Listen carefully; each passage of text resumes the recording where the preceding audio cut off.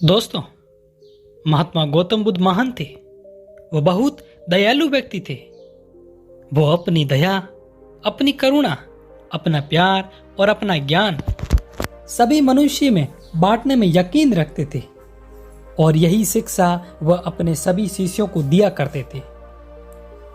वैसे तो महात्मा गौतम बुद्ध के हजारों शिष्य थे, लेकिन जब उनका कोई भी शिष्य बुद्धत्व को प्राप्त कर लेता तो गौतम बुद्ध उसे किसी एक दिशा में भेजते और उस शिष्य से कहते थे कि तुम वहां जाकर वहां के लोगों में अपने ज्ञान को बांटो, उन लोगों को जागरूक करो, लोगों को धर्म और ज्ञान के बारे में बताओ, उन लोगों की समस्याओं का समाधान करो, उनके अज्ञान को दूर करो।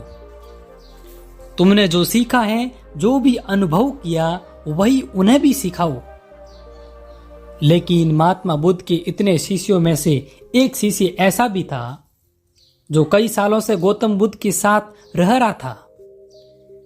उस शिष्य को ऐसे लग रहा था कि मुझे भी बुद्धत्व प्राप्त हो चुका है, अब मुझे भी किसी दिशा की तरफ जाना चाहिए। मैं भी अपना ज्ञान लोगों तक पहुंचाऊंगा और लोगों को जागरूक करूंगा। फिर वह शिष्य एक दिन महात्मा गौतम बुद्ध के पास आया और उनसे कहा कि हे बुद्ध, मुझे आपके पास शिक्षा ग्रहण करते हुए लगभग 6 साल हो चुके हैं। मैं इतने सालों से आपके साथ हूं। आपने मुझे जो भी ज्ञान दिया, जो भी आपने मुझे सिखाया, वह सब कुछ मुझे अच्छे तरीके से याद है। मेरे बाद यहां पर आपके पास बहुत सारे शिष्य आए और आपने उनको किसी न किसी दिशा में ज्ञान का प्रचार करने के लिए भेज दिया, लेकिन आज तक आपने मुझे किसी भी दिशा की तरफ ज्ञान का प्रचार करने नहीं भेजा। क्यों गुरुदेव? क्या गुरुदेव मुझसे कोई गलती हो गई है या मुझ में कोई कमी है, या फिर कहीं आपको यह तो नहीं लगता कि मुझे बुद्ध तो प्राप्त नहीं हुआ? उस शिष्य की ये बातें सुनकर गौतम बुद्ध मुस्कुराते हैं और फिर उस शिष्य से कहते हैं कि मेरे प्यारे शिष्य, तुम्हें बुद्ध तो प्राप्त हुआ है या नहीं हुआ है, यह तो मैं नहीं जानता, तो तुम्हें ही पता लगाना होगा। महात्मा बुद्ध की यह बात सुनकर वह शिष्य बोलता है कि हे गुरुदेव, आपने इन 6 सालों में जो कुछ भी मुझे सिखाया, जो कुछ भी मुझे दिया, जितना मुझे सिखाया गया है, वो सब कुछ मुझे मुंह जुबानी याद है। आप चाहें तो मेरी परीक्षा ले सकते हो। मैं आपके हर प्रश्न का उत्तर देने में सक्षम हूं। मैं बस इतना सा चाहता हूं कि गुरुदेव आप मुझे एक मौका अवश्य दें। मेरे ऊपर यकीन रखिए, मेरा विश्वास करें, ताकि मैं भी और शिष्यों की भांति किसी दिशा में जाकर लोगों को जागरूक कर सकूं और आपके सिखाए ज्ञान को लोगों तक पहुंचा सकूं, उनका मार्गदर्शन कर सकूं, उनकी समस्याओं का समाधान कर सकूं। अपने शिष्य की बातों का जवाब देते हुए महात्मा बुद्ध ने कहा कि ज्ञान की बातें याद रखने से कुछ नहीं होता, इन्हें अपने जीवन के आचरण में उतारना भी जरूरी है, क्योंकि जब तक तुम खुद उन बातों को नहीं अपनाओगे, तब तक तुम किसी और से यह नहीं कह सकते कि वह भी इन बातों को अपना ले। अगर तुम ऐसा करोगे तो लोग तुम्हें मूर्ख समझेंगे और तुम्हारी बातों पर यकीन करने की बजाय वह तुम्हें गालियां देंगे, तुम्हें अपशब्द कहेंगे, बेवजह की बातें सुनाएंगे। गुरुदेव की बातें सुनकर वो शिष्य बोलता है कि हे गुरुदेव, चाहे कुछ भी हो जाए, मुझे आप एक मौका अवश्य दें, जिससे कि मैं भी शांति को फैला सकूं, लोगों को अपना ज्ञान बांट सकूं।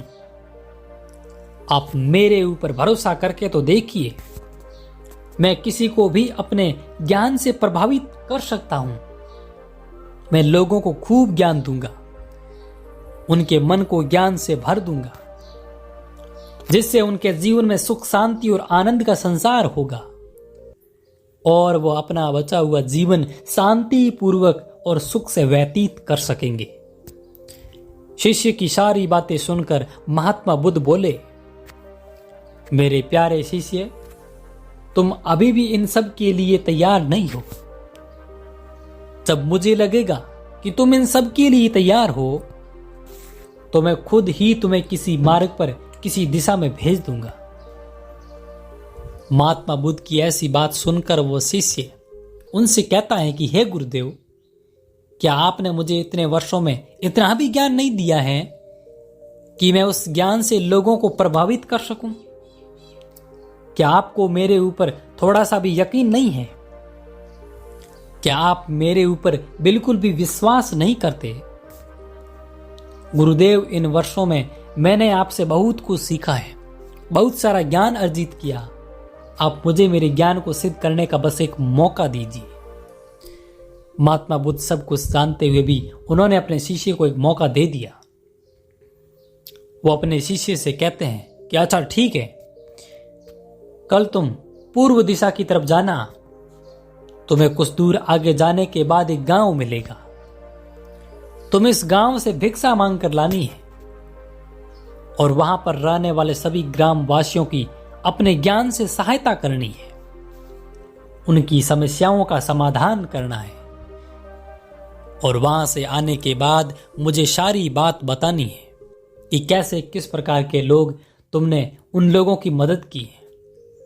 फिर महात्मा बुद्ध ने आगे अपने शिष्य से कहा कि कल सुबह सुबह ही तुम उस गांव के लिए निकल जाना। महात्मा गौतम बुद्ध की यह बात सुनकर वह शिष्य बहुत प्रसन्न हो जाता है, मानो जैसे उसकी खुशी का कोई ठिकाना नहीं था। उसने महात्मा गौतम बुद्ध को प्रणाम किया और आज्ञा ली और अपनी कुटिया की तरफ चला गया। वह शिष्य बहुत ज्यादा प्रसन्न था। प्रशंसा के कारण उसे रात भर नींद नहीं आती। वह सुबह होने का इंतजार करने लगा कि कब जल्दी से सुबह होगी और पूरी रात अपने ज्ञान को इकट्ठा करता रहा, समेटता रहा। वो मन ही मन ही सोच रहा था कि कल अपने ज्ञान की ऐसी अमीर सांप छोड़ूंगा, ऐसी ऐसी ज्ञान की बातें बताऊंगा कि वहां के लोग मेरे से प्रभावित हो जाएंगे और साथ ही गौतम बुद्ध भी मेरे से प्रभावित हो जाएंगे और फिर मेरे ऊपर किए गए भरोसे पर उन्हें बहुत गर्व होगा। बस ये सोच कर वह बहुत ज्यादा उत्साहित हो जा रहा था। उसकी रात तो कट ही नहीं रही थी, लेकिन फिर भी उसने जैसे तैसे रात को काट ही लिया। फिर सुबह होते ही प्रातःकाल जल्दी ही वो गौतम बुद्ध के पास आया और उनको प्रणाम किया और फिर उनसे आशीर्वाद लेकर पूर्व दिशा की ओर उस गांव के लिए निकल पड़ा। वह शिष्य उस गांव में पहुंच गया। जब वह शिष्य गांव के भीतर घुसा तो किसी ने उसका आदर नहीं किया। जब उसने उस गांव वालों से भिक्षा मांगी तो उन्होंने उसे भिक्षा भी नहीं दी। उन गांव वालों ने उस शिष्य के साथ अभद्र व्यवहार किया। पूरे गांव के अंदर उस शिष्य को एक भी व्यक्ति ने भिक्षा नहीं दी। पूरे गांव के अंदर सिर्फ एक व्यक्ति ने उसे भिक्षा दी थी और उस व्यक्ति ने भी उसे भिक्षा फेंक कर दी। उस शिष्य को उसके साथ ऐसे किए गए व्यवहार पर बहुत क्रोध आया। उसने वो भिक्षा ग्रहण भी नहीं की। उन गांव वालों ने उसके साथ बहुत ही बुरा व्यवहार किया। शिष्य मन ही मन सोच रहा था कि ये गुरुदेव ने मुझे ऐसी कैसी जगह भेज दिया। इन लोगों को तो बात भी नहीं करनी आती। जैसे तैसे करके वो शिष्य पूरा दिन उस गांव में व्यतीत करता है और धीरे धीरे शाम का वक्त हो गया। फिर वो शिष्य वापस गौतम बुद्ध के पास जा पहुंचा। जब वो शिष्य आश्रम पहुंचा तो महात्मा गौतम बुद्ध ने उस शिष्य के माथे पर चोट देखी और उस चोट से खून बह रहा था। फिर महात्मा गौतम बुद्ध ने अपने शिष्य को बिठाया और उसके घाव पर मरहम लगाए। फिर गौतम बुद्ध ने अपने शिष्य से पूछा कि तुमने ये चोट कैसे लगी, मुझे बताओ। फिर उस शिष्य ने महात्मा गौतम बुद्ध को बताया कि गुरुदेव, उस गांव के लोग तो बहुत गंवार हैं। जाहिर है वहां के लोग तो बहुत ही दुष्ट हैं उनके पास तो बुद्धि का नाम ही नहीं है। उन लोगों को किसी भी चीज का कोई ज्ञान नहीं है। मैं तो बस वहां भिक्षा लेने गया था। मैंने उन लोगों से सिर्फ भिक्षा मांगी थी, पर किसी ने मुझे भिक्षा नहीं दी। सब मुझे गालियां दे रहे थे, मुझे भला बुरा कह रहे थे। एक व्यक्ति ने मुझे भिक्षा भी दी, पर उसने भी भिक्षा मेरे हाथ में नहीं दी, बल्कि उसे जमीन पर फेंक कर दी और मेरे से कह दिया कि उसे उठा लो, ये तुम्हारी ही है। उसने ऐसा किया तो उस समय मुझे बहुत क्रोध आ गया, लेकिन मैंने अपने क्रोध को शांत किया और उन्हें काफी समझाने की कोशिश करी, लेकिन वह तो मेरी एक भी बात नहीं सुने। उन्हें तो थोड़ी सी भी बुद्धि नहीं है। जब मैंने उनको समझाना चाहा, ज्ञान देना चाहा, तो वो ज्ञान सीखने की बजाय मेरे साथ हाथापाई करने लगे। मुझे गांव से भगाने लगे। मुझे वहां से भगाने के लिए उन लोगों ने मेरे ऊपर पत्थर से वार किए। इसी कारण मेरे सिर पर चोट लग गई। गुरुदेव, अब मैं उस गांव में भिक्षा लेने कभी नहीं जाऊंगा। अब मुझे किसी और दिशा में भेजिएगा, किसी और गांव में भेजिएगा, पर मुझे वापस उस गांव में कभी मत भेजना। मुझे आप ऐसे गांव में भेजिए जहां के लोग बुद्धिमान हो, जिन लोगों को पता हो कि एक भिक्षु के साथ कैसा व्यवहार किया जाता है। अपने शिष्य की बातें सुनकर महात्मा गौतम बुद्ध मुस्कुराने लगे और अपने शिष्य से बोले, अच्छा, मान लो मैं तुम्हें भिक्षा लेने के लिए दूसरी दिशा में भेज दूं, दूसरे गांव में भेज दूं, लेकिन अगर वहां भी तुम ऐसे ही लोग मिले, ऐसा ही गांव मिले, तो फिर तुम क्या करोगे? फिर वो शिष्य गौतम बुद्ध से बोला कि हे गुरुदेव, ऐसे लोगों को तो कोई ज्ञान नहीं दे सकता। वो लोग अज्ञानी हैं, उनको जरा भी ज्ञान नहीं है। ऐसे लोगों को कौन ज्ञान दे सकता है? ऐसे लोगों को अपना समय देना मतलब अपना समय बर्बाद करना है। मैं ऐसे लोगों के पीछे अपना समय बर्बाद नहीं कर सकता। मैं अपने ज्ञान को ऐसे लोगों को कभी नहीं दे सकता। फिर महात्मा बुद्ध ने अपने शिष्य की सारी बात सुनकर उससे कहा कि मेरे प्यारे शिष्य, वो लोग अज्ञानी नहीं हैं। उन लोगों के पास तो ज्ञान का भंडार है, परंतु उनकी समस्या यह है कि वह ज्ञान उनका खुद का है।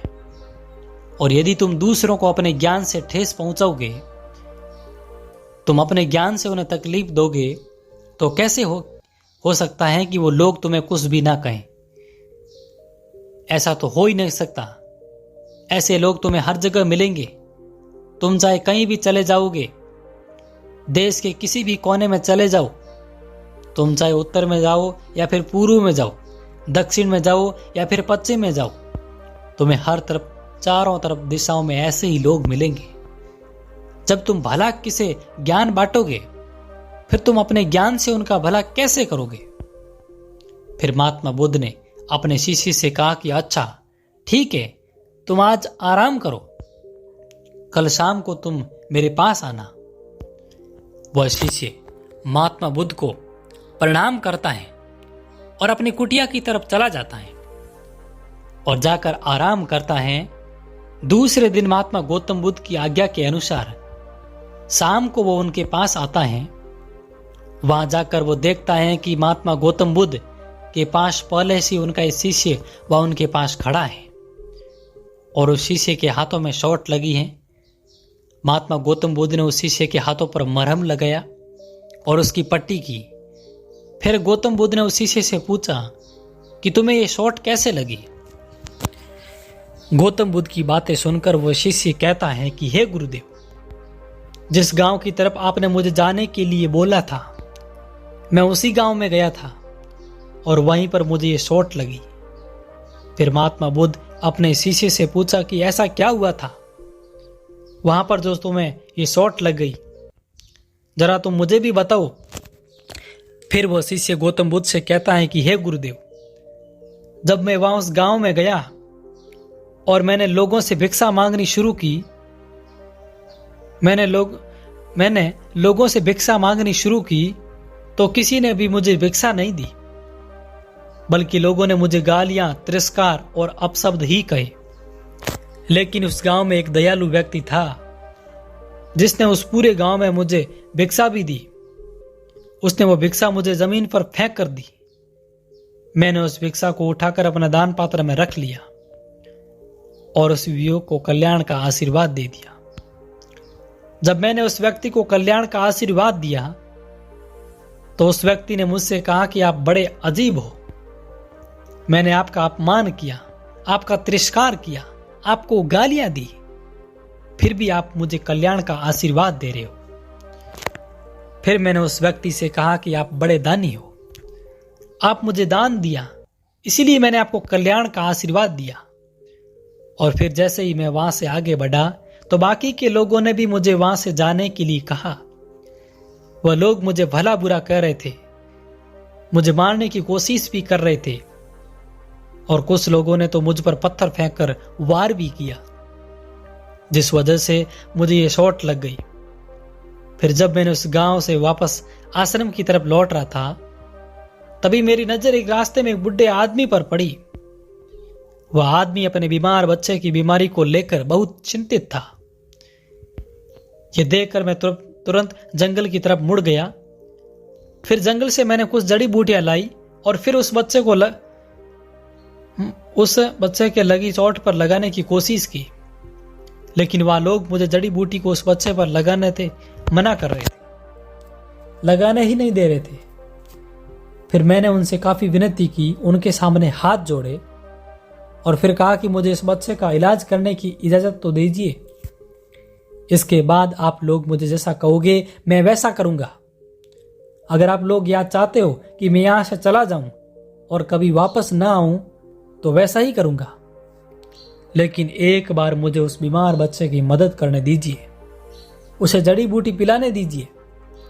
फिर उसके बाद उस व्यक्ति ने जिसने मुझे दान दिया था उसने गांव वालों को समझाया और फिर गांव वालों ने भी उस व्यक्ति की बात समझ गए और फिर गांव वालों ने मुझे उस बच्चे को जड़ी बूटी पिलाने दी और फिर थोड़ी देर बाद वो बच्चा पूरी तरह ठीक हो गया, स्वस्थ हो गया।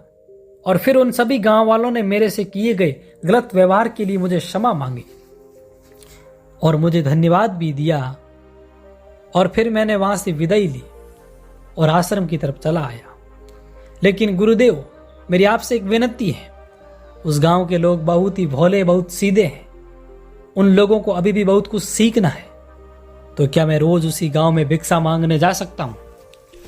अगर आप मुझे आज्ञा दें तो मैं रोज उसी गांव में जाना पसंद करूंगा। महात्मा बुद्ध और दूसरे शिष्य की बातें वो पहला शिष्य खड़ा खड़ा चुपचाप सुन रहा था और जब उससे सारी बातें सुन ली तो महात्मा बुद्ध के शरणों में जा गिरा और उनसे कहने लगा कि हे गुरुदेव, मैं सब कुछ समझ गया हूं कि आप मुझे क्या समझा रहे थे। आप सही कह रहे थे कि मैं अभी उस लायक नहीं हूं कि मैं लोगों को ज्ञान बांट सकूं, लोगों को राह दिखा सकूं, लोगों को सुख और शांति की प्राप्ति करवा सकूं। शिष्य की सारे बात सुनकर महात्मा गौतम बुद्ध ने कहा कि हम जैसे भीतर होते हैं ठीक वैसे ही लोग हमें बाहर भी दिखाई देते हैं। जैसे हम हैं वैसे ही लोग हमारे बाहर भी मिलेंगे। इसीलिए अगर तुम्हें किसी को बदलना है तो वह तुम खुद हो। सबसे पहले तुम अपने आप को बदलो। जब तक हम खुद को नहीं बदलेंगे तब तक हमें बाहर कोई परिवर्तन नजर नहीं आएगा और ना ही हम कुछ बदलाव कर पाएंगे। स्वयं में परिवर्तन लाना सबसे जरूरी है। कोई भी बात किसी और को बताने से पहले उसे स्वयं के आचरण में लाना बहुत जरूरी है। अगर तुम ऐसा नहीं करते तो तुम दूसरे लोगों को सामने हंसी का पात्र बन जाओगे। लोग आपको गलत नजर से देखेंगे। महात्मा गौतम बुद्ध सही कहते हैं कि सबसे पहले हमें खुद को कार्य को करके देखना चाहिए, उसके बाद ही हमें दूसरों को उस कार्य के बारे में बताना चाहिए। स्वयं महात्मा बुद्ध भी अपने जीवन में ऐसा ही करते थे। जब भी वो किसी बात को अच्छे से जान लेते थे, समझ लेते थे, उससे अपने जीवन में उपयोग कर लेते थे, तभी दूसरों को वो बात समझाया करते थे। और ऐसा करके आप हर बार किए गए कार्य को आसानी से दूसरों को बता सकते हो और उस कार्य में आई समस्याओं का हल भी कर सकते हो।